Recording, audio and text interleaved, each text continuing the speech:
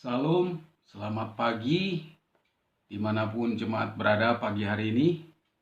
Mari kita belajar lagi satu kebenaran firman Tuhan yang sama-sama akan kita baca dari 2 Tawarid pasal 20 ayat 1-6.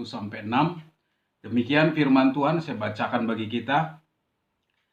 Setelah itu Bani Moab dan Bani Amon datang berperang melawan Yosafat bersama-sama pasukan orang Meunim.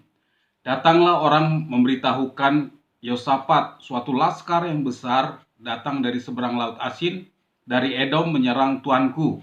Sekarang mereka di Hazeson Tamar, yakni En-Gedi. Yosafat menjadi takut lalu mengambil keputusan untuk mencari Tuhan.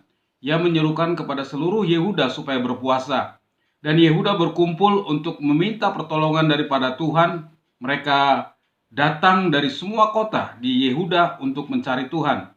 Lalu Yosafat berdiri di tengah-tengah jemaah Yehuda dan Yerusalem di rumah Tuhan di muka pelataran yang baru dan berkata, "Ya Tuhan Allah nenek moyang kami, bukankah Engkau Allah di dalam sorga? Bukankah Engkau memerintah atas segenap kerajaan bangsa-bangsa? Kuasa dan keperkasaan ada dalam tangan-Mu, sehingga tidak ada seorang yang dapat bertahan melawan Engkau."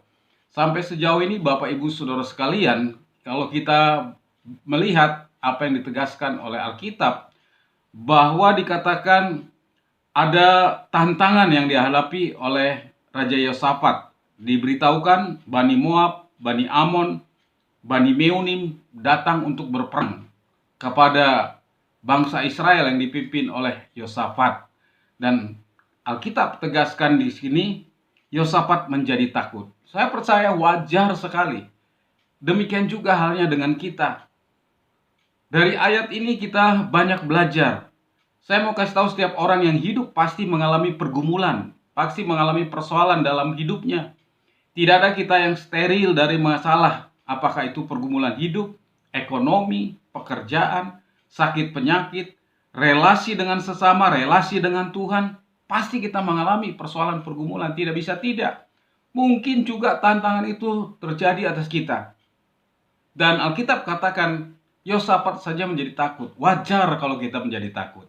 Cuman kita tidak larut dalam ketakutan, karena kita tahu ada solusi pada waktu kita datang kepada Tuhan. Dan Alkitab menegaskan, Yosafat datang kepada Tuhan.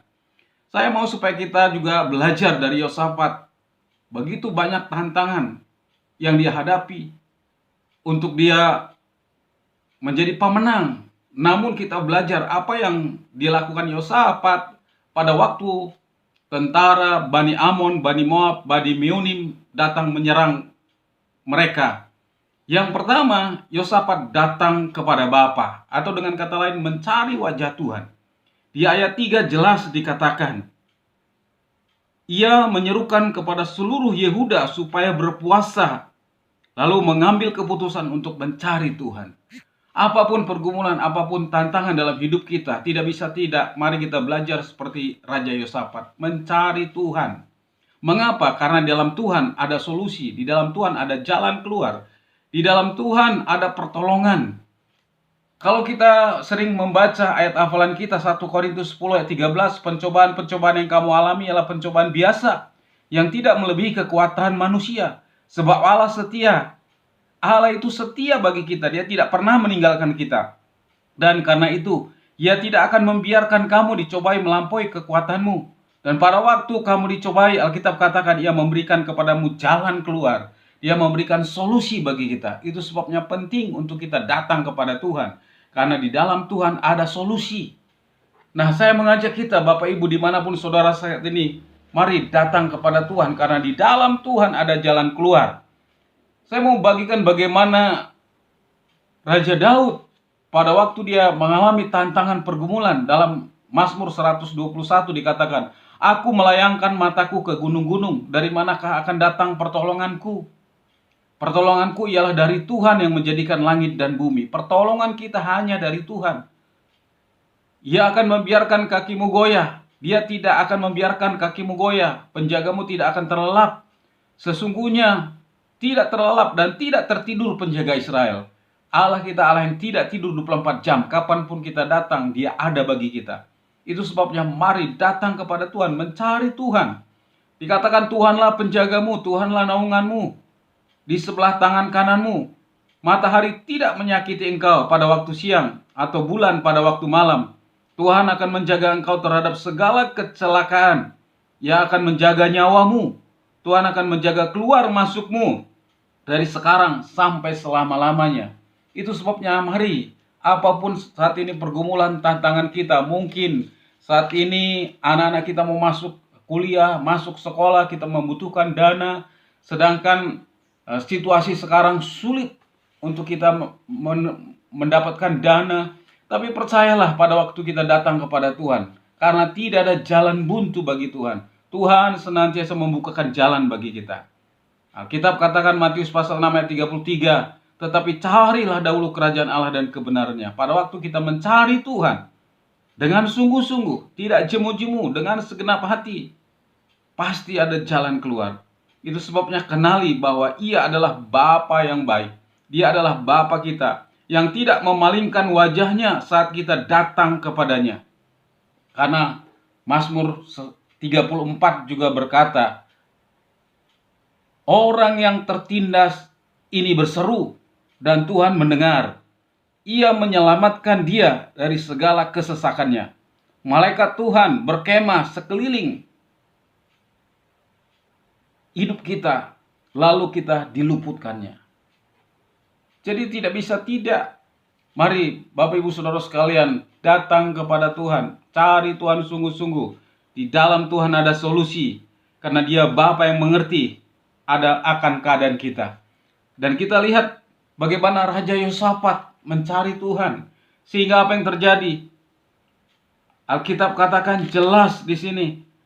Janganlah kamu takut dan terkejut karena laskar yang besar ini. Sebab bukan kamu yang berperang, melainkan Allah. Jadi pada waktu kita datang kepada Tuhan, memang masalah kita masih ada, tapi Tuhan sudah cover masalah kita. Dia ambil alih masalah kita. Itu sebabnya mari kita datang kepada Tuhan. Karena di dalam Tuhanlah ada jawaban bagi setiap kita. Percayalah, di padang gurun pun Tuhan bisa buka jalan bagi kita. Katakan amin. Yang kedua, berdoa dalam kesatuan atau doa syafaat, doa korporat. Di ayat 4 dari bacaan kita, Alkitab katakan, dan Yehuda berkumpul untuk meminta pertolongan daripada Tuhan. Mereka datang dari semua kota di Yehuda untuk mencari Tuhan. Mereka datang dari berbagai kota. Itu artinya bersehati, bersepakat. Dan saya percaya pada waktu kita bersepakat, mujizat Tuhan terjadi. Dikatakan lalu berlututlah Yosafat dengan mukanya ke tanah.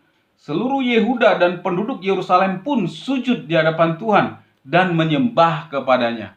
Tidak bisa tidak, kita harus datang kepada Tuhan.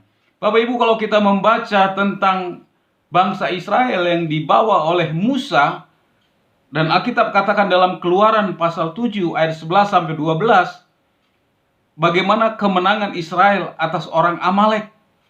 Dan Alkitab katakan, dan terjadilah apabila Musa mengangkat tangannya, lebih kuatlah Israel. Tetapi apabila ia menurunkan tangannya, lebih kuatlah Amalek. Untuk terus tangan Musa terangkat, sehingga bangsa Israel mengerti. Sehingga Harun dan Hur menopang kedua tangan Musa, sehingga kemenangan ada di pihak bangsa Israel. Saya mengambil kesimpulan, saya mengambil pengertian pada waktu kita mengangkat tangan, justru disitulah Tuhan turun tangan. Artinya kita sudah tidak berdaya, kita hanya mengandalkan Tuhan. Karena sekali lagi saya katakan, dalam Tuhanlah ada jawaban dan setiap pergumulan. Itu sebabnya kita lihat bagaimana Raja Yosafat. Mereka mencari Tuhan, mereka datang kepada Tuhan, mereka berdoa. Bahkan Alkitab dikatakan di sini mereka berpuasa dalam satu kesatuan. Dan Alkitab katakan jelas dari berbagai kota. Bahkan Yosafat berkata, ya Tuhan Allah nenek moyang kami, bukankah engkau Allah di dalam sorga? Bukankah engkau memerintah atas segenap kerajaan bangsa? Kuasa dan keperkasaan ada dalam tanganmu, sehingga tidak ada seorang pun yang dapat bertahan melawan engkau.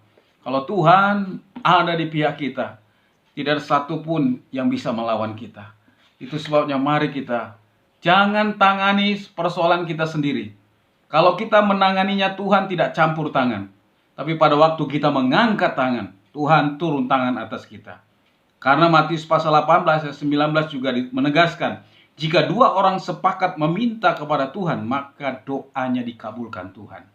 Mari kita berdoa sepakat, mari kita berdoa bersehati. Itulah yang akan kita alami. Dan kitab Yoel pasal 2 ayat 15-17, orang-orang tua, anak-anak, para imam bersatu hati datang kepada Tuhan. Dan apa yang kita lihat?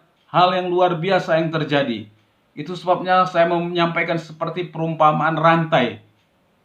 Kalau rantai di antara gelang-gelang itu tidak ada satu pun yang putus, maka rantai itu akan kuat. Tapi kalau di rantai itu ada yang putus satu pun, maka kekuatannya akan melemah. Itu sebabnya mari perkuat doa-doa kita. Bangun mesbah doa. Bangun kubu-kubu doa. Karena itulah yang menyukakan Tuhan. Sama seperti lidi. Kalau lidi hanya satu, gampang sekali dipatahkan. Tapi kalau dia banyak, tidak ada yang bisa mematahkannya. Mari kita berdoa. Hari-hari ini itu sebabnya saya mengajak jemaat, semua kita tanpa terkecuali, hari Rabu kita berdoa. Walaupun memang sebagian yang ikut melalui Zoom, tapi saya percaya di luar itu juga berdoa hal yang sama. Tiap hari Rabu saya bagikan pokok-pokok doa.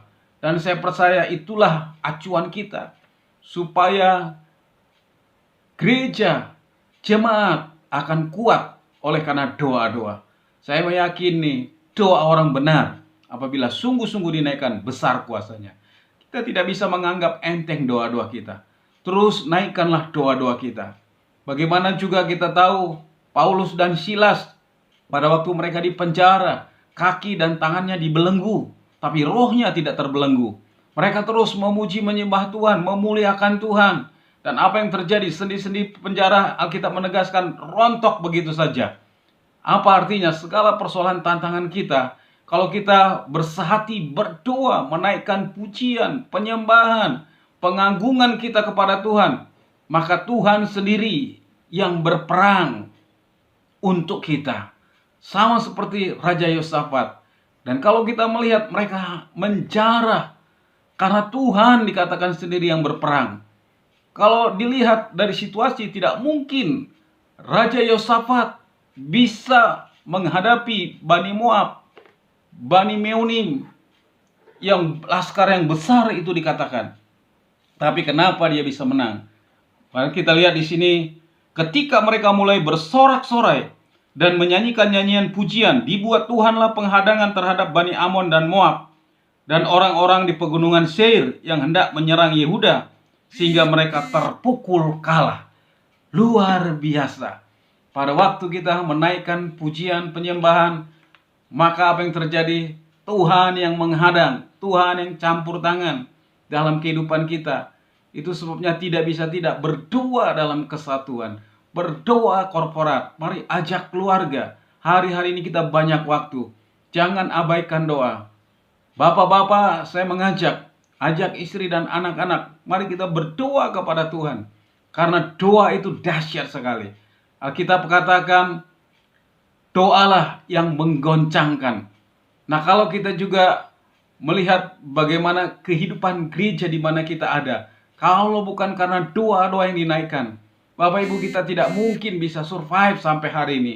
Tapi puji Tuhan, oleh karena doa yang dinaikkan, terlebih kami sebagai gembala, tiap pagi tidak akan lupa berdoa bagi jemaat, semua tanpa terkecuali kami sebut keluarga lepas keluarga, nama demi nama. Dan itulah yang menjagai setiap kita. Dan saya meyakini sehingga COVID-19 tidak akan mengenah kepada kita. Karena ada tudung ilahi, ada doa-doa yang dinaikkan yang menjagai saudara dan saya. Dan yang ketiga, menyukakan hati Bapa dan menerima kuasa. Penting, kuasa itu sudah diberikan kepada kita. Kisah Rasul pasal 8, apabila Roh Kudus turun ke atas kamu, maka kamu akan diberi kuasa. Tuhan sudah beri kuasa kepada kita. Kuasa untuk apa? Bukan saja kuasa untuk bersaksi, tapi kuasa untuk melewati hari-hari ini. Mari kita menyukakan hati Tuhan. Sekali lagi dengan memuji, menyembah, karena Allah bertahta di atas pujian. Mazmur 22 ayat 4 dikatakan jelas, Allah bertahta di atas puji-pujian. Mari kita menyukakan Tuhan dengan melakukan kehendak-Nya. Apa yang kita lakukan? Baca kitab suci, doa tiap hari, bangun mezbah. Saya percaya pada waktu Yosua membawa bangsa Israel pun, pada waktu mereka menang terhadap tembok Yeriko bisa runtuh yang setebal itu. Oleh karena apa? Kesatu hatian mereka memuji, menyembah Tuhan. Mereka mengelilingi tembok Yeriko dan Alkitab katakan tembok itu runtuh.